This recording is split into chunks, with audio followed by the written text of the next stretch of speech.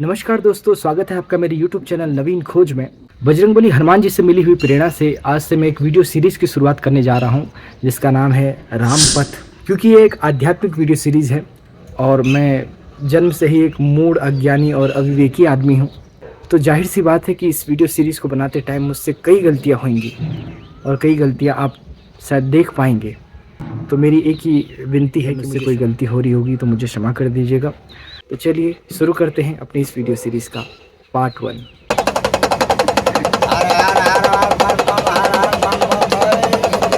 दोस्तों, रामायण को सबसे पहले वाल्मीकि ऋषि ने लिखा, जिसे वाल्मीकि रामायण भी कहते हैं। और उसके बाद जब संस्कृत बोलचाल की भाषा नहीं रही तो रामायण को अलग अलग भाषाओं में ट्रांसलेट किया गया। जैसे आंध्र प्रदेश में श्री रंगनाथ रामायण, आसाम में सप्तकांड रामायण, बांग्ला में कृत्यवासी रामायण, वैसे ही उत्तर प्रदेश में श्री रामचरितमानस जो गोस्वामी तुलसीदास जी ने लिखी। अब क्योंकि मैं उत्तर भारतीय हूँ और कोई भाषा मुझे आती नहीं, गोस्वामी तुलसीदास जी की श्री रामचरितमानस ही मैंने पढ़ी है, तो इसी को ही मैं अपने वीडियो सीरीज़ का आधार मानकर अपने इस वीडियो सीरीज़ को आगे बढ़ा रहा हूँ। सुमिर सो दशा मगन गौरी।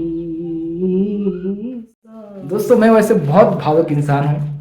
अक्सर फिल्मों में अगर कोई इमोशनल सीन आ जाता है तो मेरे आंखों में आंसू आ जाते हैं, बस शायद ही मैं किसी किताब को पढ़कर कभी रोया हूँ। श्री रामचरितमानस एक ऐसी किताब है जिसको पढ़कर मैं एक बार नहीं कई बार मेरी आंखों में आंसू आए हैं। इसीलिए आज मैं जा रहा हूँ बनारस, जहाँ प्रभु के 3 सबसे बड़े भक्त हैं।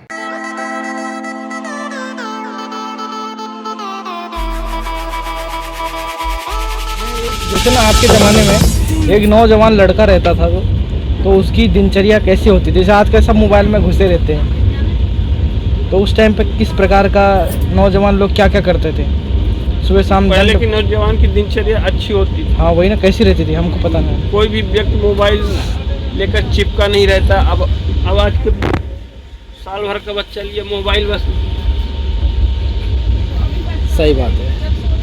और फिर 10 साल बाद पापा ये क्या लिखा, इसमें आँख में नहीं दिखाई देता। जब आँख में नहीं दिखाई देता तो पापा मम्मी अब डॉक्टर पे दिखाएं। सिर्फ 20 मिनट है भाई, टाइम पास करते जाइए।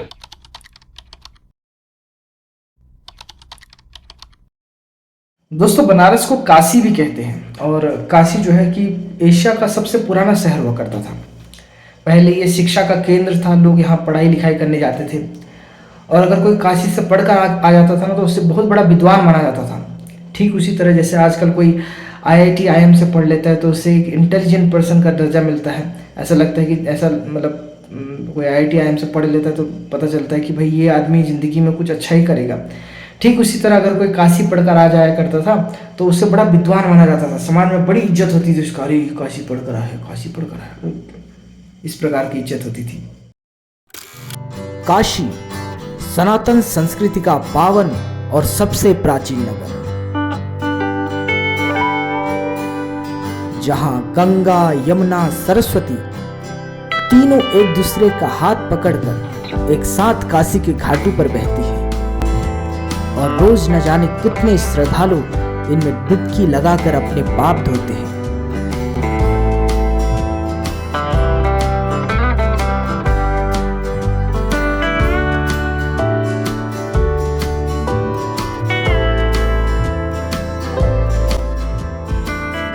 इसी काशी नगरी में है प्रभु श्री राम के 3 सबसे बड़े भक्त, स्वयं भूत भावन भगवान भोलेनाथ, काशी विश्वनाथ।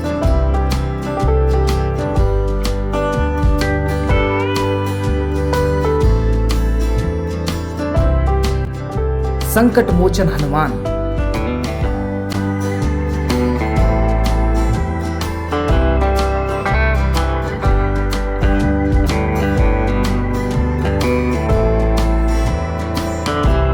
और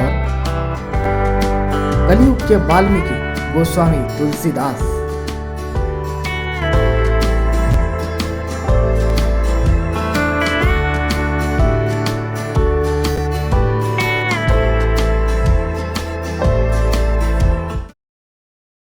तो अब हम जा रहे हैं स्नान करने के लिए गंगा घाट पर।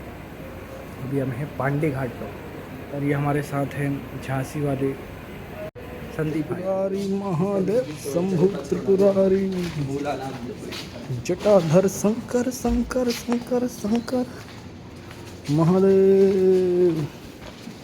ये रास्ता कहाँ जा रहा है दादा?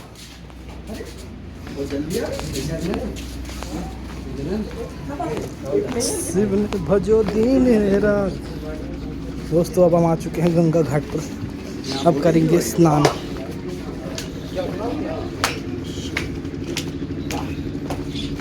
महादेव, वो वहाँ पर कोई स्नान कर रहा है।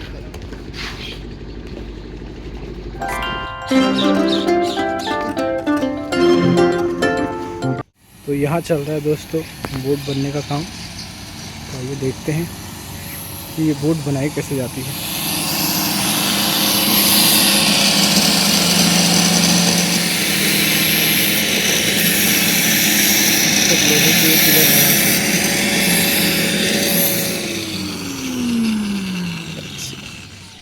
दोस्तों ये टाइम था जून महीने का। बनारस में टेम्परेचर 46 डिग्री सेल्सियस था।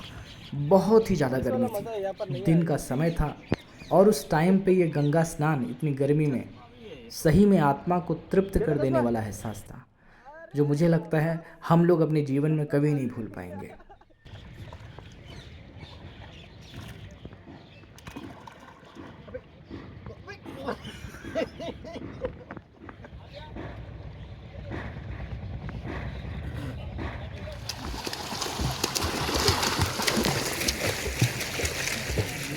कब पान खाएंगे, गाना गाएंगे, खाएंगे। मोबाइल को भी थोड़ा स्विंग करवा दो। वो गर्मी हो गया है। हाँ गर्म हो गया मोबाइल। हॉट हो गया तो फोल्ड कर दो।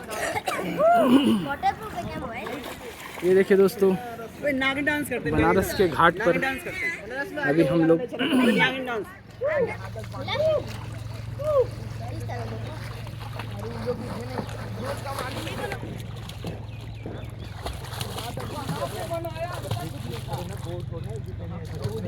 घेरा हुआ है ना ब्लू वाला, ब्लू और रेड में पानी से कनेक्ट करता है। पानी पे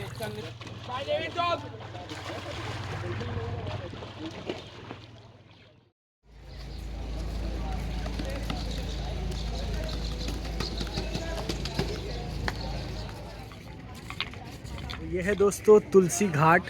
ये वही घाट है जिस पे गोस्वामी तुलसीदास जी ने बैठकर रामचरितमानस लिखा था।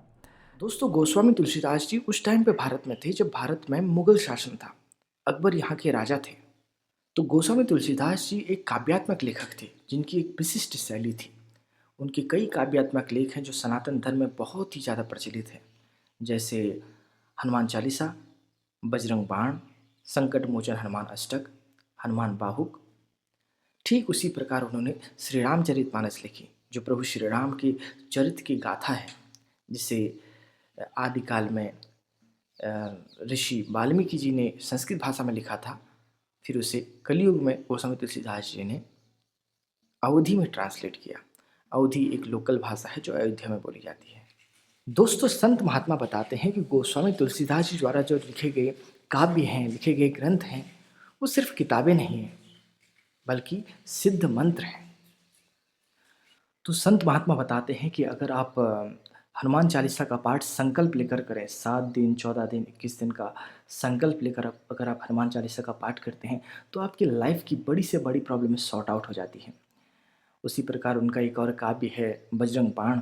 तो अगर आपके लाइफ में कुछ लाइफ थ्रेटनिंग सिचुएशन है, जीने मरने का सवाल पैदा हो गया है, ऐसी कोई सिचुएशन है जो आपके कंट्रोल से बाहर होती जा रही है और आप थक चुके हैं, तो ऐसे टाइम पर अगर आप बजरंग बाण का पाठ करें तो आपकी जो सिचुएशन है, आपकी जो प्रॉब्लम है, उसमें बहुत ज़्यादा आपको रिलीफ मिल जाता है। तो ऐसा बताया जाता है कि बजरंग बाण में हनुमान जी को शपथ दी जाती है प्रभु श्री राम की, उठ उठ चल तो ही राम दुहाई। तो ऐसा मतलब उन्हें ऐसा बोला जाता है कि मेरी प्रॉब्लम सॉर्ट आउट करो, आपके प्रभु श्री राम की कसम है। तो इसलिए इस काव्य को तभी इस्तेमाल करना चाहिए, इस काव्य का पाठ तभी करना चाहिए जब आपको लगता है कि आपकी सिचुएशन बहुत ही ज़्यादा प्रॉब्लमेटिक है, आप उसको सॉर्ट आउट नहीं कर सकते, एकदम जीने मरने का सवाल उत्पन्न हो। ठीक उसी प्रकार गोस्वामी तुलसीदास जी द्वारा लिखा गया जो श्री रामचरितमानस जो ग्रंथ है, ये काव्यात्मक ग्रंथ है। इसमें प्रभु श्री राम की जो कथा है उसको काव्य रूप में वर्णन किया गया है। तो इस कथा के बारे में भी एक फेमस बात संत महात्मा बताते हैं कि जहाँ पर भी ये किताब पढ़ी जाती है, जहाँ पर भी ये ग्रंथ पढ़ा जाता है, वहाँ पे हनुमान जी आते हैं। प्रभु चरित सुनिवे को रसिया, राम लखन सीता मन बसिया। और जहाँ हनुमान जी आते हैं वहाँ पॉजिटिव एनर्जी आती है।